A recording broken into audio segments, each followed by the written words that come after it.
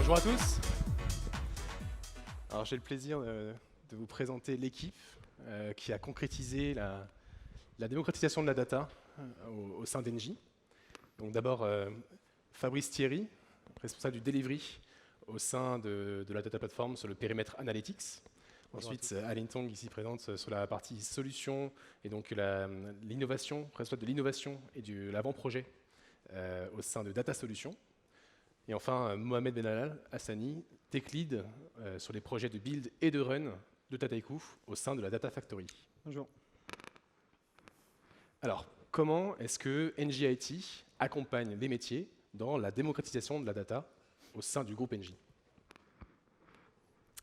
Bonjour à tous. Donc, je vais commencer par vous présenter qui nous sommes au sein de Data Solutions. Donc, nous sommes le centre d'excellence data d'Engie, une équipe d'environ 150 personnes, d'internes et d'externes, avec tout type de profil data, des data scientists, des data engineers, des chefs de projet, des architectes data, etc. Nous travaillons en collaboration étroite avec le Corporate Data, qui a pour objectif, entre autres, de définir une data policy et un écosystème d'outils data utilisés sur les différentes couches de la donnée. Et nous travaillons également en collaboration avec les entités métiers du groupe pour les aider sur leurs projets data et sur tout type de problématiques data qu'ils pourraient avoir. En effet, chez Data Solutions, nous travaillons sur l'intégralité du cycle de vie de la donnée. Donc, on peut travailler sur tout ce qui est roadmap data, stratégie data avec les entités, et également sur l'implémentation de projets data. Donc, à partir de l'ingestion de la donnée, en passant par tout ce qui est transformation, processing de la donnée, data science et data viz. Et pour cela, et pour passer à l'échelle au sein d'Engie et pour faire monter le groupe en maturité data, nous avons créé la Data Factory, qui permet d'avoir une approche avec des process mutualisés, des expertises mutualisées autour de la data, et qui embrasse l'intégralité de l'écosystème data que Fabrice va présenter. Merci Aline. Je vous présente donc l'écosystème data d'Engie. Cet écosystème data a été pensé par le CTO data du groupe Engie, Grégory Voloviec, qui est également présent dans la salle. Le but de cet écosystème data, tel qu'il a été pensé, c'est d'embrasser l'intégralité des sujets analytiques data du groupe Engie. Donc ce n'est pas une mince affaire. L'objectif de cet écosystème n'est pas pour que nos métiers se disent « est-ce que cet écosystème data répond à mes besoins métiers au quotidien ?» mais comment cet écosystème data va y répondre. Il a été construit sur un socle fort, qui est le Data Lake d'Engie, qui s'appelle le Common Data Hub, qui est basé sur AWS, sur lequel on est venu greffer des technologies selon les use cases, selon la population d'utilisateurs, que ce soit des data eng, des data scientists, ou plutôt des métiers avec une vocation à être autonomes sur la gestion de leur data. Donc en termes de technologie, on va y retrouver Palantir Foundry, qui est utilisé principalement pour un use case très spécifique, qui est le Global Performance Cockpit du groupe Engie. On va y retrouver toute la stack AWS, que vous connaissez certainement, SageMaker, Athena, Glue, etc. On va y retrouver pour une population un peu plus développeur sur des gros volumes de données, Databricks.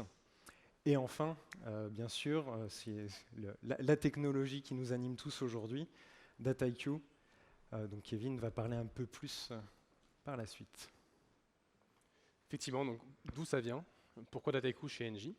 Notre histoire commence du coup en 2015 par l'initiative d'innovation de deux business units d'Engie. Donc d'abord GVU Network sur la partie distribution de l'énergie et GEMS sur la partie market trading de l'énergie.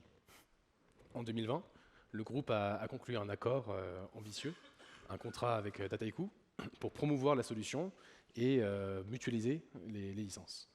En 2022, Capgemini a eu le plaisir de rejoindre Engie IT dans son ambition de démocratisation de la donnée, notamment dans la construction du Data Factory, donc la construction et le déploiement, et la définition d'un modèle de delivery pour optimiser les coûts et les compétences. Et donc aujourd'hui, voilà, on a 1800 projets tournant sur Dataiku, 5 BU sur 6 couvertes, 17 entités qui collaborent, et donc 200 personnes qui contribuent à promouvoir et à appliquer les bonnes pratiques promues par le Engie IT. Donc, le succès de cette feuille de route a pu voir le jour grâce à la politique de démocratisation de la data adoptée au sein d'Engie. Bien sûr, où Dataiku joue un rôle primordial pour 4 raisons. La première, c'est l'aspect collaboratif de Dataiku entre les différentes parties prenantes dans un projet ou dans un cas d'usage. L'interface utilisateur permet de simplifier la complexité IT et permet de collaborer entre les équipes de développement et les équipes métiers, de bout en bout.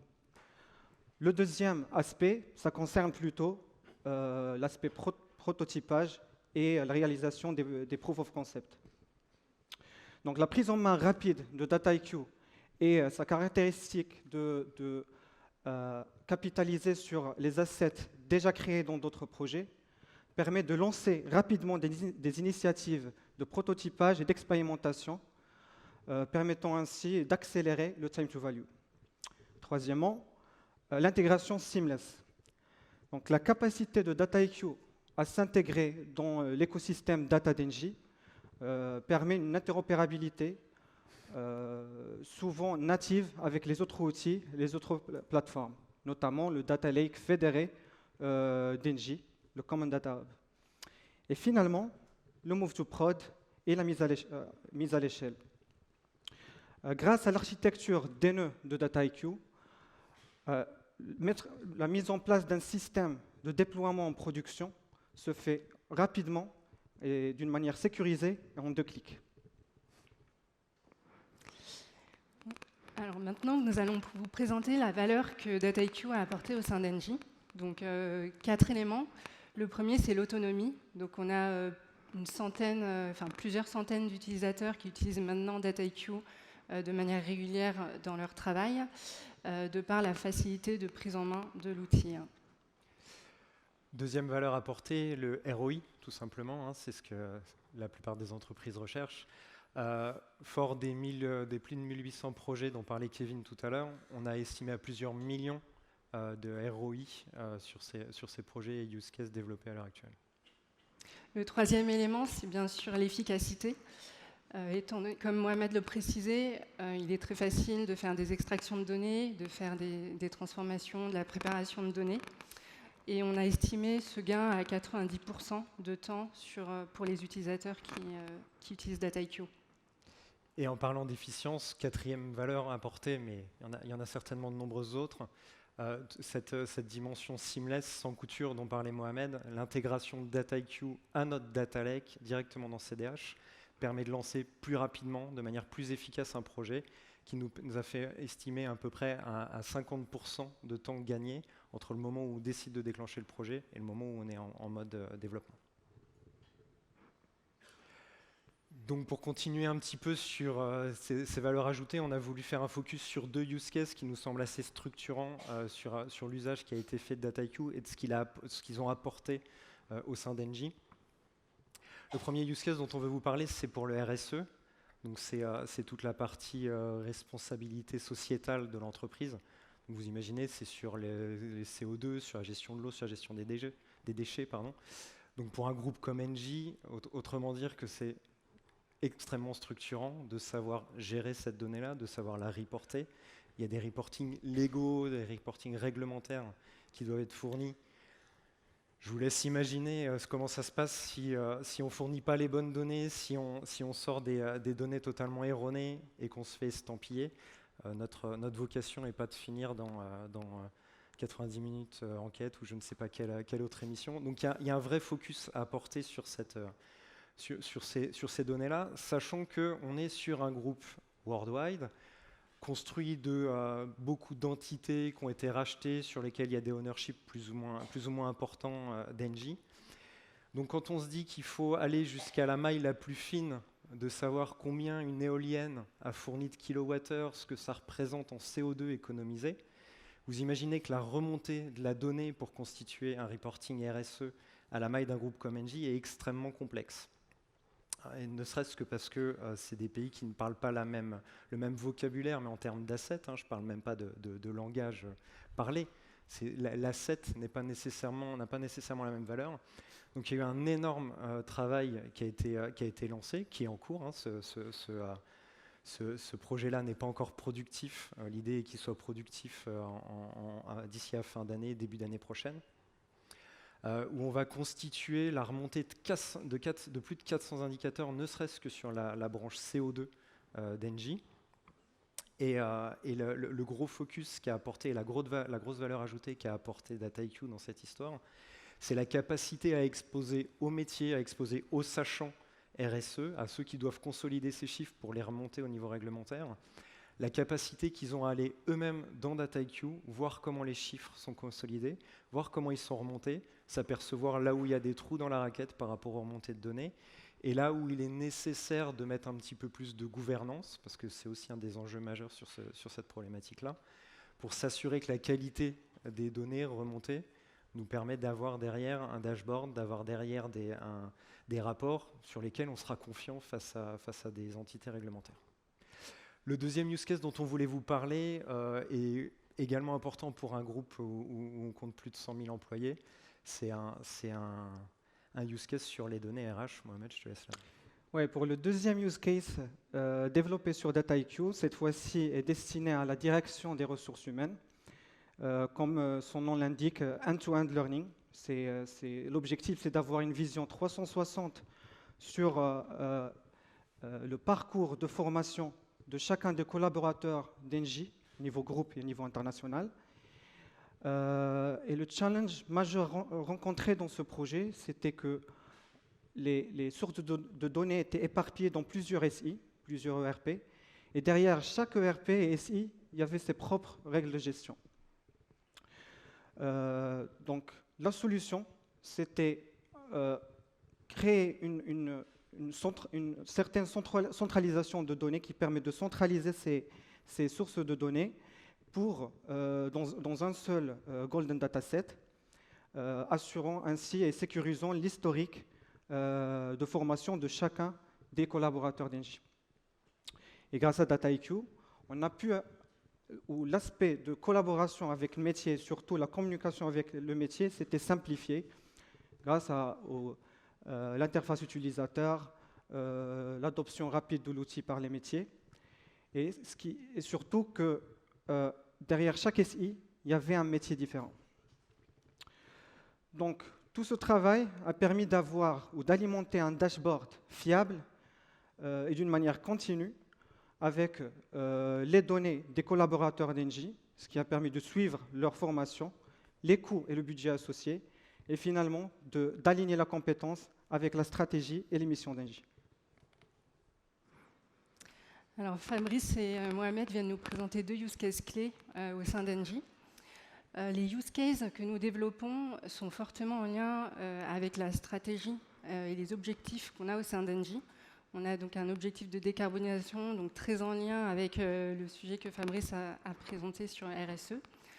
On a aussi un objectif d'améliorer la performance via l'excellence opérationnelle, et donc c'est ce que nous faisons à notre niveau avec la mise en place de cette Data Factory. Et on a aussi un objectif de création de valeur business pour les projets qui voient le jour au sein d'Engie. Donc nos prochaines étapes serait de continuer à favoriser la démocratisation et les guidelines de DataIQ au sein du groupe. Donc on va travailler notamment avec le responsable de la data démocratisation qui est ici présent. Et voilà, l'objectif, c'est vraiment d'aider les entités à adopter l'outil, éventuellement les aider à développer leur use case s'ils n'ont pas la bande passante ou les ressources pour le faire. Et côté Data Solutions, on va vraiment être flexible sur notre approche en fonction de la maturité des entités et de leur autonomie sur l'outil. En autre next step, et là aussi il y en a bien sûr d'autres, ne serait-ce que le développement, de continuer le développement de DataIQ tel qu'il existe aujourd'hui.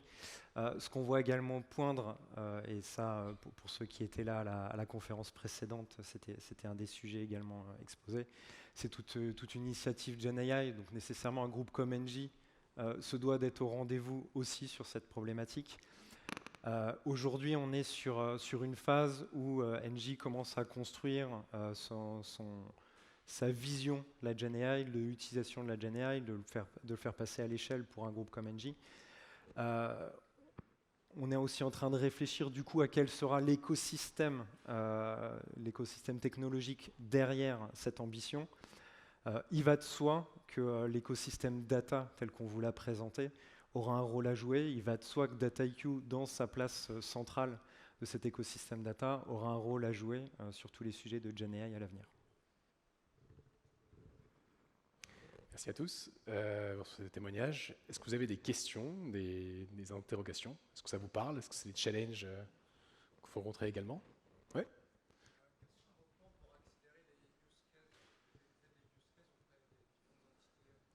Donc, quels sont nos plans pour accompagner les entités à accélérer sur la création de nouveaux cas d'usage? Je vais la prendre. Ce qu'on a décidé de construire au sein de Data Solutions, mais plus globalement avec le sponsorship du programme Data, One Data Team du groupe, on a décidé de se lancer dans une démarche là également de factorisation, dont on parlait tout à l'heure sur la façon d'opérer de Data Solutions au sein du groupe Engie. Donc l'idée est de construire une factory qui va embrasser autour de Dataiku l'intégralité des services qu'on peut amener aux entités.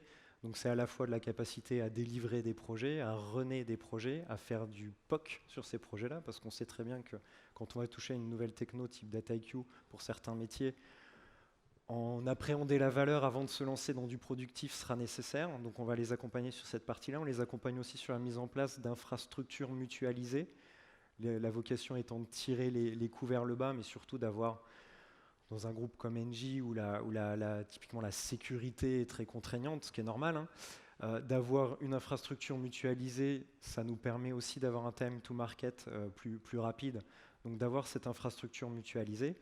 Et l'autre biais, qui est un biais très important, surtout quand on va parler de low-code, no-code, de data démocratisation, etc., c'est d'avoir dans cette Dataiku Factory tout le matériel de training nécessaire, soit pour rendre autonomes nos métiers, soit pour les accompagner sur de la co-construction, sur de l'expertise ponctuelle. C'est vraiment, on essaye d'embrasser tout l'accompagnement possible auprès de nos métiers pour accélérer la prise en main de Dataiku et le déploiement de Dataiku au sein du groupe et de tout l'écosystème data par là même.